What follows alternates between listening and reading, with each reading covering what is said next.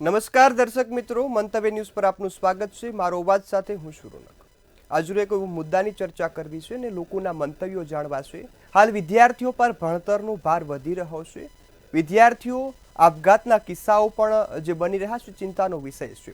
આ વચ્ચે CBSE central board of secondary education એક મહત્વનો જે પ્રસ્તાવ હતો તેને મંજૂરી આપી છે। એ પ્રસ્તાવ હતો ઓપન બુક એક્ઝામ, કે જેમાં વિદ્યાર્થીઓ બુક સાથે એક્ઝામ આપી શકે છે। ત્યાર સુધી માત્ર વિદ્યાર્થીઓ પેન અને પેપરમાં એક્ઝામ આપતા, પરંતુ વિદ્યાર્થીઓ હવે આ પ્રસ્તાવ મુજબ બુક જોઈ અને એક્ઝામ આપી શકતા હોય છે। આ પ્રસ્તાવને હાલ મંજૂરી મળી છે અને વિદ્યાર્થીઓ પર ભણતરનું ભાર ઘટે એ માટે મહત્વનો નિર્ણય લેવાયો છે, જેમાં ધોરણ 9ના વિદ્યાર્થીઓ માટે આ પ્રસ્તાવ છે અને ખાસ જે લોકોના મંતવ્યો જાણવા છે કે આ મુદ્દાને લઈ જનતા શું કહી રહી છે। ત્યારે સૌપ્રથમ વડોદરાની જનતા પાસેથી જાણીએ તેમના શું મંતવ્યો છે। પ્રધાનમંત્રી નરેન્દ્ર મોદીએ નવી શિક્ષણ નીતિ બનાવી અને દિવસે દિવસે શિક્ષણમાં અનેક સુધારા કરી રહ્યા છે।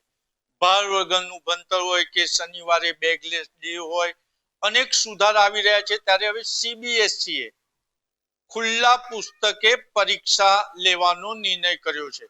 એટલે હવે ધોરણ 9માં ના વિદ્યાર્થીઓ ખુલ્લા પુસ્તકે પરીક્ષા આપી શકશે તેવી જાહેરાત થઈ છે।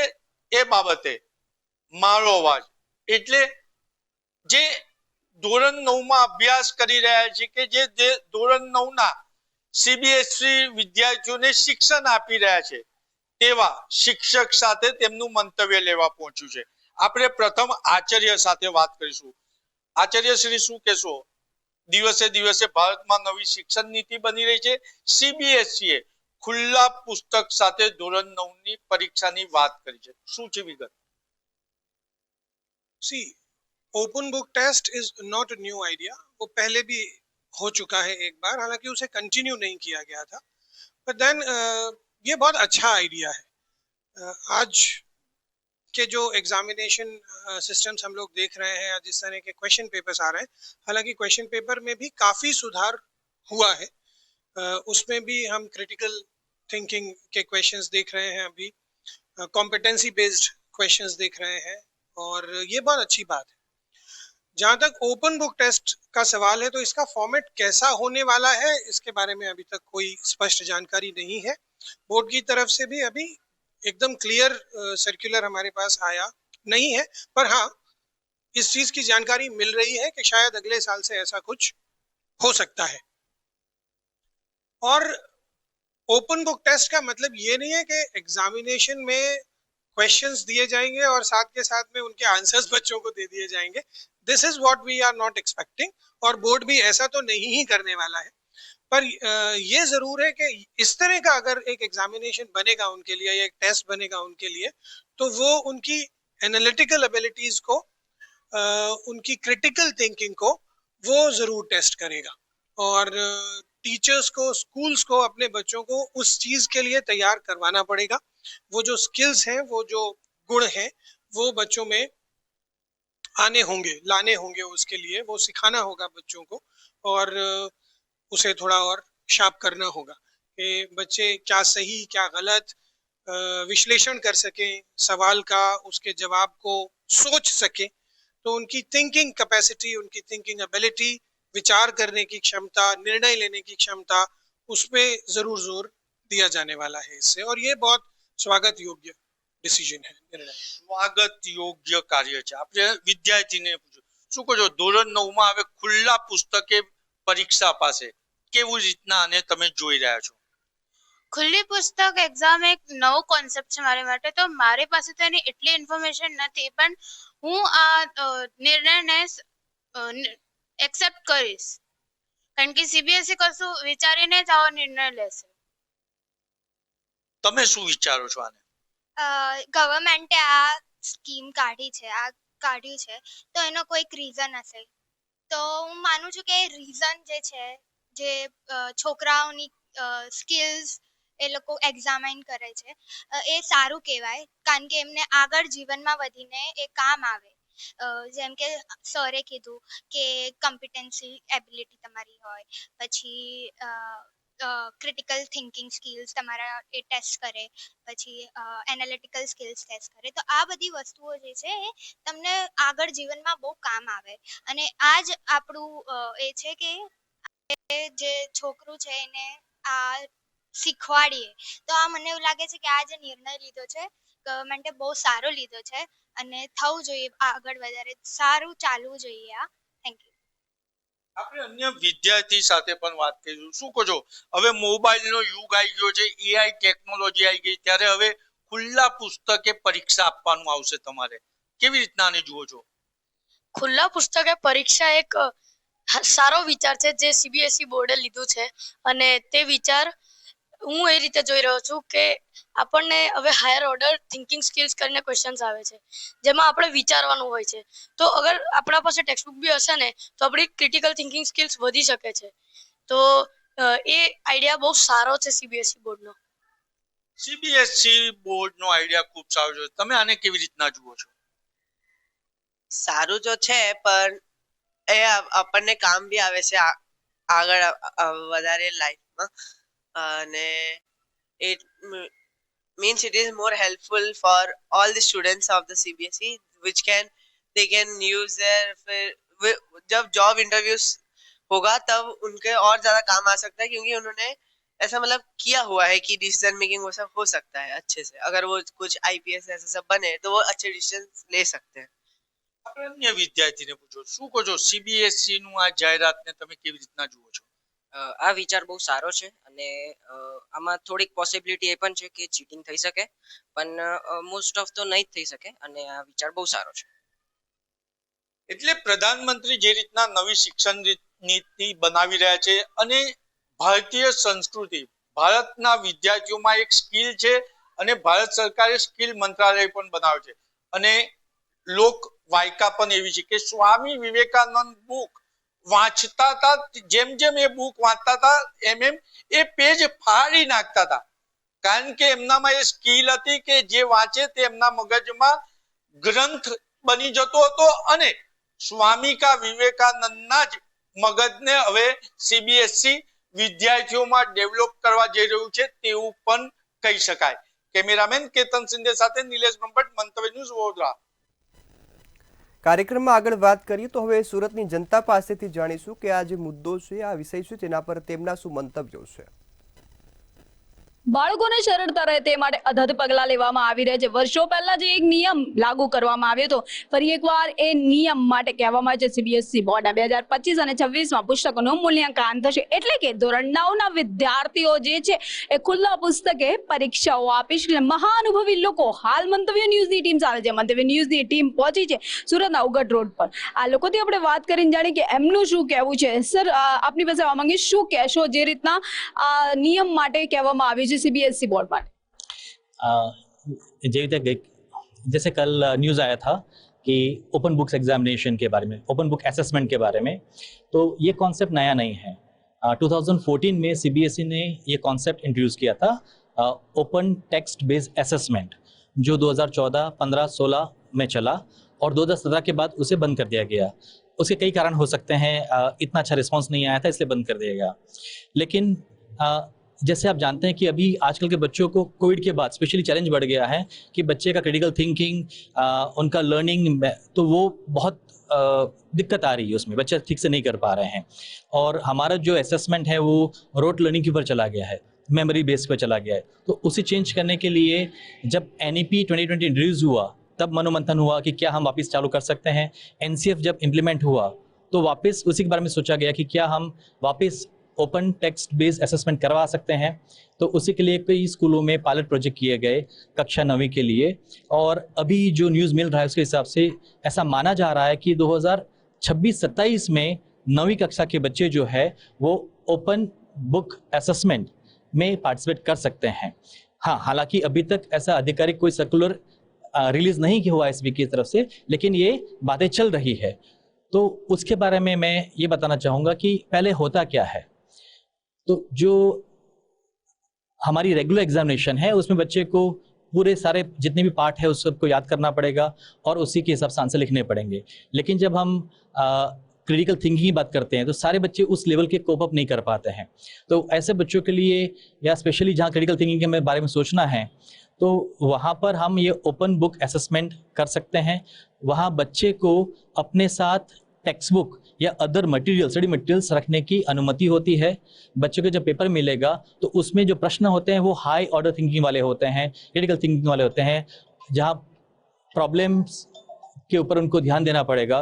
तो उनको वो प्रश्न पढ़ना है, समझना है और उसको एसेस करने के बाद उसका आंसर लिखना है। तो उसके लिए वो उसे फ्रीडम रहेगी कि वो बुक को ओपन करके उसमें से वो चीज को ध्यान से देखे एंड देन एनालिसिस करने के बाद वो आंसर लिखे। तो उससे बच्चों का जो प्रेशर है बोर्ड एग्जाम को लेकर वो बहुत हल्का हो जाएगा।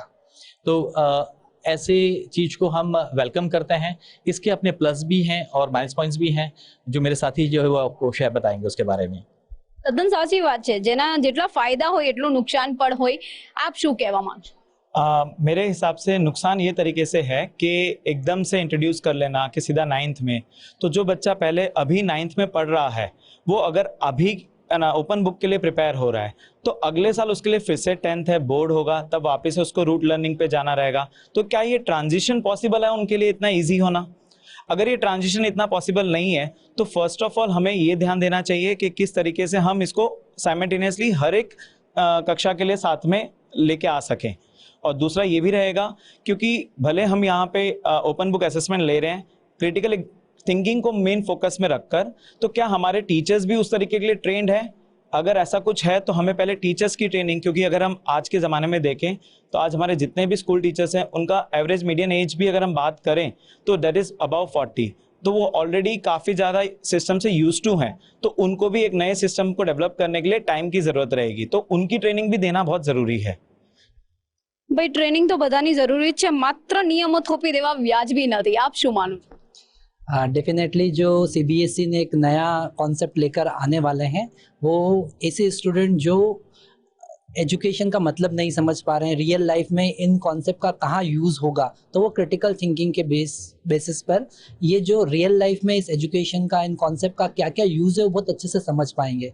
और वो बच्चे भी अच्छा स्कोर कर पाएंगे जो ज़्यादा चीज़ों को मेमोराइज नहीं कर पा रहे हैं, ज़्यादा चीज़ों को रट नहीं पा रहे हैं। तो एक सीबीएसई का बहुत अच्छा इनिशिएटिव है ये, जो ऐसे बच्चों को हेल्प करेंगे जो एग्ज़ाम के कारण प्रेशराइज हो रहे हैं। मैं आपकी बात से सहमत हूँ, लेकिन फिर भी आपसे ये पूछना चाहूँगी, बच्चे प्रेशराइज होते हैं क्योंकि 10th बोर्ड सर पे होता है, लेकिन कहीं ना कहीं ये जो पुस्तक का मूल्यांकन जो बोल रहे हैं, खुली किताब लगकर जो बच्चे बैठेंगे तो बच्चों को कन्फ्यूजन नहीं होगा उससे? बच्चों को कन्फ्यूज़न, एक्चुअली कन्फ्यूज़न का कॉन्सेप्ट नहीं है, कॉन्सेप्ट है लर्निंग का, कि बच्चा उससे क्या सीख रहा है। अगर क्रिटिकल थिंकिंग से रिलेटेड क्वेश्चन होंगे, ऐसा कोई क्वेश्चन है जो डायरेक्ट थ्योरेटिकल, आजकल जो एग्जाम में मेन क्वेश्चन पूछे जाते हैं वो कैसे होते हैं, define this, state that is the law. तो ये क्वेश्चन को छोड़कर ऐसे क्वेश्चंस आएंगे जो क्रिटिकल बेस्ड होंगे, तो बच्चा उसको पढ़ेगा, समझेगा, उसके बाद ही वो आंसर कर पाएगा। ये इतना इजी भी नहीं हो सकता है कि डायरेक्टली ओपन बुक से वो बच्चा डायरेक्टली पढ़कर आंसर लिख सके। तो डेफिनेटली इस टाइप का जो इनिशिएटिव है वो बहुत बेनिफिशियल होगा बच्चों के। आप क्या मानते हो, जिस तरह से ये 26-27 के लिए जो अब नियम के लिए बात की जा रही है? मुझे लगता है कि इसमें कई डिसएडवांटेजेस हैं एडवांटेज के ज़्यादा, क्योंकि होता क्या है कि हम नॉर्मली बच्चों को पूरा करिकुलम एक बार पढ़वाते भी है, फिर भी ये प्रॉब्लम आती है बच्चों को लेके कि डेफिनेटली वो करिकुलम को गो थ्रू ही नहीं कर पाते। अभी यहाँ पे जब बच्चों को हम टेक्स्ट बेस दे देंगे तो डेफिनेटली बच्चों को ये भी देखना बहुत ज़रूरी है कि उन्होंने क्या गो थ्रू किया है वो करिकुलम को।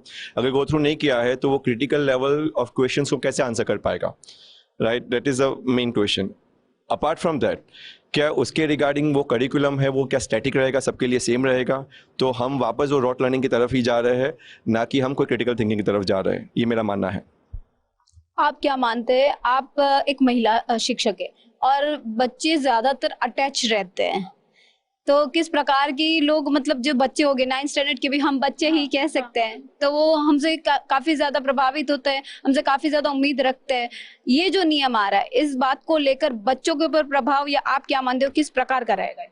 मैम मैं तो उसको लेके बहुत पॉजिटिव और इनफैक्ट मैं अपने रेगुलर क्लास लर्निंग में ये एक्टिविटी करवाती हूँ कि बच्चों को क्वेश्चन दे के अगर वो प्रिपेयर्ड नहीं है मैं उनको बोलती हूँ कि आप खुद से देख के और आइडेंटिफाई करें, उससे क्रिटिकल लर्निंग और कॉम्पिटेंसी बेस्ड जो क्वेश्चंस आ रहे हैं वो बच्चे उसको अटेम्प्ट कर पाएंगे। और ma'am it is very fact कि बहुत सारा लॉजिक वो आगे कहीं जाके अपने एकेडमिक्स में यूज़ नहीं करने वाले, तो उसके लिए ये बेस्ट है कि बच्चा लॉजिक समझे, उसकी एप्टीट्यूड लेवल इंक्रीज हो, और मुझे लगता है इससे वो इंक्रीज होता ही है और मैं इसके सपोर्ट में हूँ और मैं इसको मानती आई हूँ, इसको इम्प्लीमेंट करती भी आई हूँ।